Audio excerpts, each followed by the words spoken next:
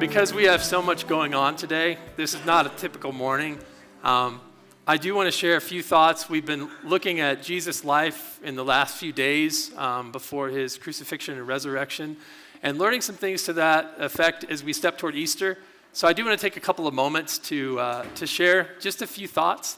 This is going to be a short sharing. It's not going to be 20 or 30 minutes. I just want to give you a few thoughts to leave with today.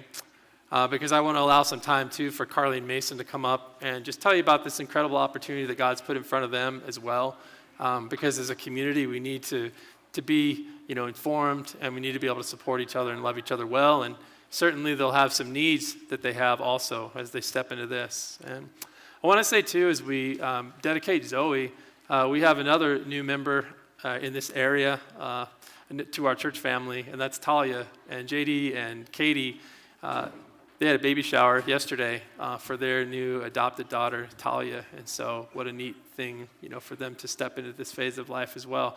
A lot of these same challenges, they apply to you too, and they apply to us too, because we support you as well as a community. I want to ask you a question to start out.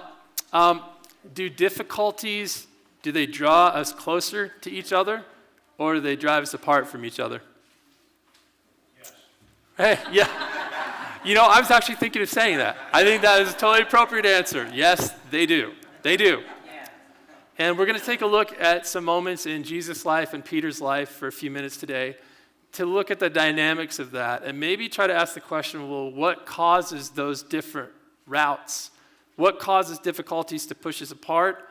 And then is there some key that if we were just aware of it, it would help us navigate the difficulties and still stay together? Not be separated, whether it's from our attitude toward God or our relationships with each other. And I think that's an important question because life is not easy and we face difficulties all the time. So I just want to share a few scriptures this morning from Matthew 26 that take us into that. And this is how the story picks up. It says, Peter told Jesus, even if everybody falls away because of you, I'll never fall away. Jesus, I'm your man. I've got this. I am that faithful friend and nothing could happen that will separate us. And when Matthew writes this, there's some irony in the way that he writes it because Peter's name has a meaning. It's the name Peter, but the name Peter means rock. And so this is rock, the rock, saying, Jesus, I'm a rock. I'll never forsake you. I'll never fall away. And that word fall away, it's a word in the Greek language that this was written in originally that refers to a rock that trips somebody up. And so Matthew wants us to see Peter as this guy he's this rock, and he doesn't think he's possibly capable of causing anyone to trip up or tripping up himself. How many rocks have you met that could never trip someone up? Right? There's potential. And Peter doesn't realize it. He says in the next verse, truly I tell you, and this is Jesus talking, he says, tonight before the rooster crows, you'll deny me 3 times. So Jesus addresses a very overconfident Peter, and he says, you know what? I know you're confident, but before this night is over, you're going to actually deny that I'm even your friend 3 times. And Peter responds this way. He says, Jesus, even if I had to die with you, I'll never deny you. And then all of Jesus' other disciples who are in the same room, same area, they're thinking, oh yeah, neither would we. Jesus, we're with you. We would never deny you. We're willing to go, even to death. They basically say, Jesus, you don't know what you're talking about. But he does. They can't imagine any scenario that would drive them and Jesus apart. And maybe we look at our friends and family members, the people we're sitting next to, our spouses. We say, you know what? I cannot envision a world or a situation that would drive us apart. We are just so strong. Like, I would never walk away from that friendship. Nothing could ever happen. And I think Jesus would tell us, maybe like he's telling Peter, you are underestimating the potential and the power of hardships and difficulties and rifts and stress and suffering and pain like you've never seen before. Because maybe, just maybe, circumstances like this would happen to us as well. And that would cause us to think or even act on driving ourselves apart. Because difficulties, they do create stress. And they have a tendency. In fact, their natural tendency is actually to cause separation. And that's what Jesus is going to talk about in the next couple of verses. So how would we answer that first question? Are they going to drive us apart, or are they going to draw us close together? I think naturally, they tend to drive us apart. And we think, well, that's not the case because they've drawn me close. Hear me out for a minute. I think there are reasons why we stay close. But I think in and of themselves, our natural tendency when we encounter difficulties and hardships and trials and suffering is to just step away. I think humanly, maybe that's our tendency. And Jesus is going to introduce a couple of images from that culture that just depict that point. He tells his disciples who have made this really confident statement, he says, "Tonight all of you will fall away of me, or I'll fall away because of me. For it's written, I will strike the shepherd, and the sheep of the flock will be scattered." And this was written in the Old Testament. It's a phrase that Jesus is quoting, and it's talking about a time when the Jewish people will scatter away. Will scatter away even from their Messiah that they've rejected. So he's quoting that, but he's comparing this whole situation to sheep. And when you have a flock of sheep and you suddenly take away the shepherd, you put those sheep under a lot of stress. And Jesus says, think about sheep. You're surrounded with them. This is an agrarian culture in first century Israel. You know about sheep. And if you take a shepherd away, what happens? They naturally tend to scatter. Maybe they don't always scatter, but that's usually what happens. In another similar account, it's talking about this same moment, but Luke, when he writes his gospel, he includes a couple extra facts that are not included in Matthew's gospel. And he says, when Jesus talks to Peter, he actually says this. He calls him by his other name, which is Simon. He says, "Simon, Simon, look out. Satan's asked to sift you like wheat." And he's not just talking to Peter. The word you, it's plural. It's y'all. It's you all.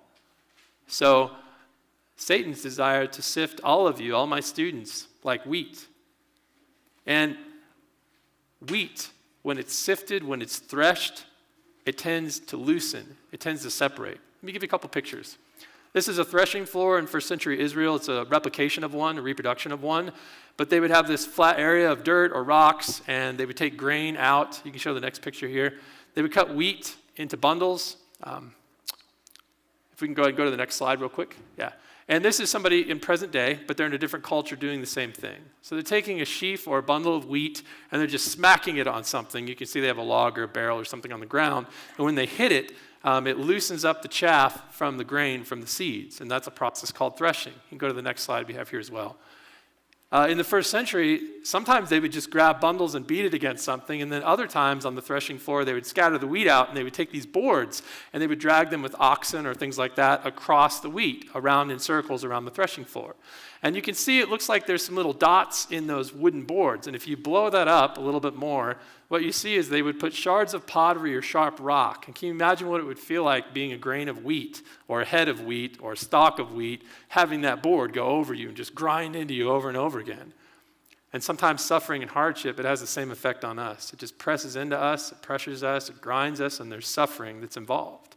And that's what Jesus is getting at when he's saying Satan, the deceiver, he's asked to sift you or thresh you like wheat.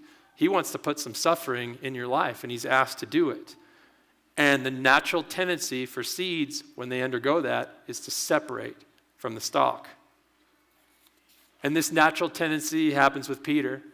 Throughout the rest of the night, as Jesus is arrested, he is taken to be tried in the middle of the night by the Sanhedrin, the Jewish court at the time, at the high priest's home. 3 different occasions in the high priest's courtyard, people come up to Peter and they say, "You're with him. You're with Jesus. You even talk like somebody from Galilee where Jesus is from. I can tell by your accent." And every single time Peter would say no, and then he would up the ante and say, "No, certainly not." And then the final time, he started to swear oaths like, "I swear by the living God, I don't know Jesus," or "I swear on my mother's grave, I don't know Jesus," and make all these statements and deny him. And then Matthew says in his account, immediately a rooster crowed. I think that was a divine providence in that moment to just be a subtle reminder of Peter, I know what you're talking about. I know what you're going to do. And it happened, and you were overconfident, Peter. So he distances himself from Jesus because of the stress, because of the pressure. And it wasn't a small pressure. It was a threat of possibly being arrested, possibly being beaten or tortured or jailed, or possibly being killed himself. And all those stresses and all those pressures and difficulties became too much. And Peter said, "I'm not willing to go through it. I'd rather distance myself in the relationship." And sometimes maybe we are tempted to distance ourselves from God or from close friends or people in our lives. And maybe it's that we fear we're going to be misunderstood. If we don't distance ourselves, somebody will misunderstand us. They'll fill in the gaps in the conversations or the questions. Maybe we're afraid it's going to affect our reputation. Maybe in the moment we feel super offended by somebody else or angry or neglected. And so we just step away. Maybe we give up hope that our situation will ever improve. And so that separates us. Maybe we start to assume what people's motives might be. And we land on assumptions, and true or untrue causes us to step away from people. Maybe we're just too tired to have people in our life. We just need to go sleep. Maybe we feel paralyzed by fear, anxiety, or depression, and so we separate ourselves from people who are close to us. And maybe we struggle to adjust to new limitations like health limits or things of that nature. Or maybe people move far away and it's tough to keep the friendship alive. And we just naturally tend toward distance when things get tough. But distance doesn't always happen.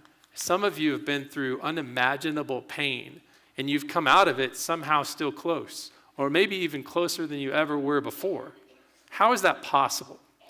I think Jesus gives us a little window in. Again, this is not a full answer. This is not, an answer in a nutshell. If you just apply these 3 things every time you walk through suffering, it'll be, rosy. It'll work out just fine. It's not a formula. But these are things for us to think about, and figure out, what does this mean for us? Is Jesus, what he's teaching Peter, something that I can take and I can learn from it and we can apply to our lives as well? And in that section of Luke, the same point in time where Jesus mentions to Peter, Satan, the deceiver, he desires to thresh you like wheat. The next phrase Jesus says is, but I've prayed for you. And that's some intense words. What Jesus literally says in that first century Greek language is, I have surrounded you with my pleas, my begging before the Father. Like, I'm surrounding you. That's how much I'm pleading for you in this moment. I'm surrounding you with that.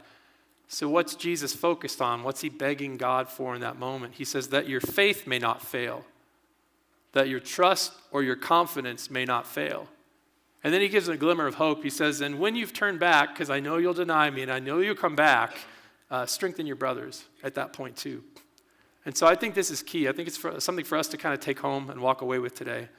Trust can keep us close, and it's something that can bring us back together when we've stepped away, we've stepped apart. Trust is a key factor here. One of the core issues in preventing or healing broken or distant relationships, according to what Jesus says, seems to be trust or restoring a trust that's been broken.